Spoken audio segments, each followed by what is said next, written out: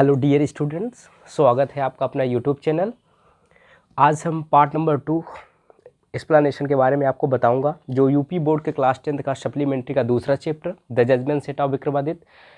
पहला पार्ट में आपको बताया था फुल एनालिसिस के साथ, एक्सप्लेनेशन के साथ, वहां से आप जा करके देख सकते हैं।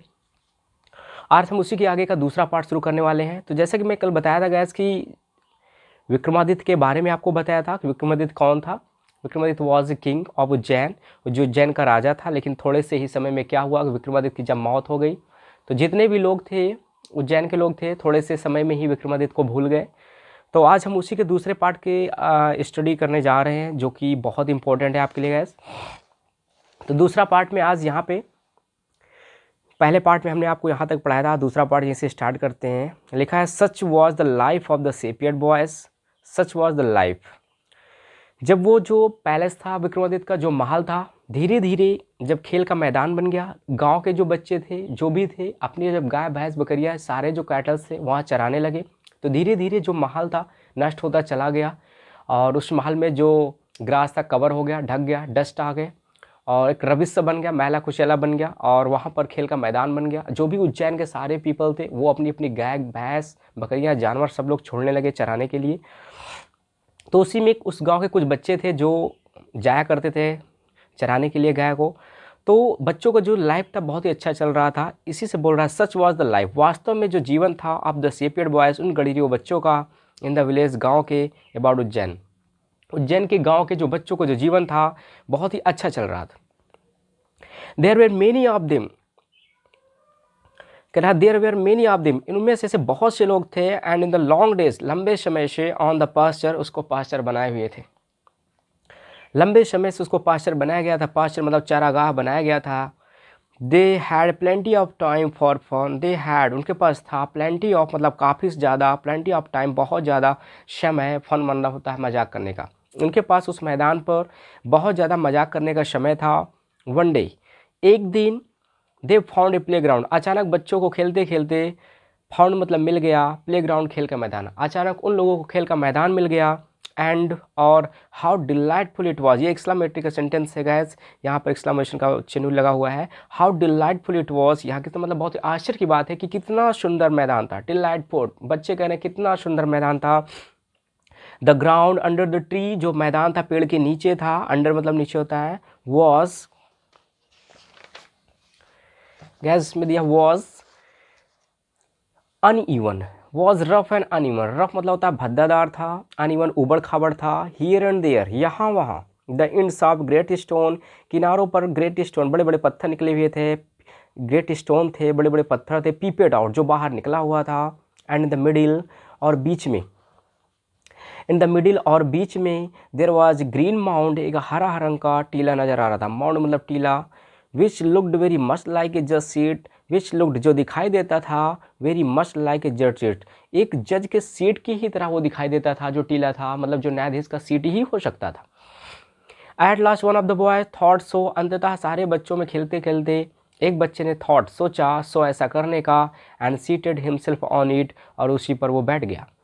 आई से बॉयज, मैं चिल्ला के, आई से बॉयज, मैं कहता हूँ बच्चों को, ही क्राइड, वह चिल्ला के कहा, आई विल बी द जज, मैं यहाँ का जज बनूंगा, न्यायाधीश बनूंगा। एंड यू कैन ब्रिंग, और आप लोग ला सकते हैं, ऑल योर केसेस, अपने सारे मामले ला सकते हैं, बिफोर मी मतलब मेरे सामने, आप लोग सारे मामले मेरे सामने ला सकते हैं। And we will have trials, और उसका हम ट्रायल्स करेंगे, समाधान करेंगे, या उसके बारे में हम सोचेंगे। Then he strained his face, तभी उसका जो चेहरा होता है, स्ट्रेंड मतलब भयभीत हो जाता है, बहुत ही गंभीर हो जाता है। And become very grave to act, इतना ज़्यादा गंभीर हो जाता है, टू एक्ट, कार्य करने का, द पार्ट ऑफ जज, जज का काम करने के लिए उसका जो चेहरा होता है बहुत ज़्यादा गंभीर हो जाता है। अदर सदफन, जब उस बच्चे ने कहा, जो गड़रिया वाला बच्चा, तो गाय चराने वाले जो बच्चे थे, जब उसमें से एक बच्चा बोला कि मैं यहाँ का न्यायाधीश बनूंगा, तभी अदर सदफन, और जो दूसरे बच्चे थे वे फन करने लगे, आपस में मजाक करने लगे। एट वंस तुरंत, एंड वेस्परिंग एमंग देमसेल्स, वेस्परिंग मतलब होता है कानाफूसी करने लगे, फुसफुसाने लगे। एमंग देमसेल्स मतलब होता है आपस में, दो व्यक्तियों से ज़्यादा के लिए एमंग का प्रयोग करते हैं गैस। तो जो बच्चे थे आपस में कहा सुनी करने लगे। ही कुली पिक्ड अप सम कोरस, कुछ झगड़े आपस में लाया गया। And he appeared before him, और उसी बच्चे के सामने जो उसने बोला था कि हम यहाँ का न्यायाधीश बनेंगे, उसी के सामने लाया गया।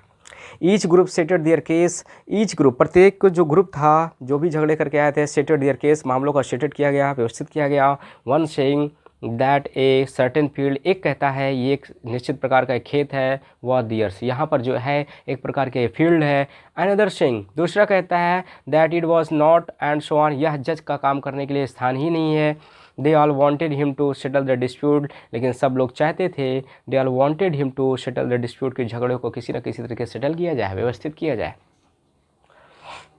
बट नाउ, लेकिन इस तरीके से ऑल ऑफ ए सडन अचानक a strange thing made it self felt, तभी उस बच्चे के अंदर एक अजीबो गरीब घटना घटित हुई। द बॉय हु अपीयर्ड, ऐसा बच्चा जो दिखाई देता था, शो कॉमन बहुत साधारण सा, before he sat down on the mount, टीले पर बैठने से पहले, सैट डाउन मतलब बैठना, माउंट मतलब टीला, टीले पर बैठने से पहले जो बच्चा बहुत साधारण दिखाई देता था, लुक्ड शो डिफरेंट नाउ, अब बैठने के बाद लुक्ड दिखाई देता था, डिफरेंट मतलब अलग बिल्कुल, नाउ मतलब अब वो बच्चा बिल्कुल ही डिफरेंट दिखाई देता था।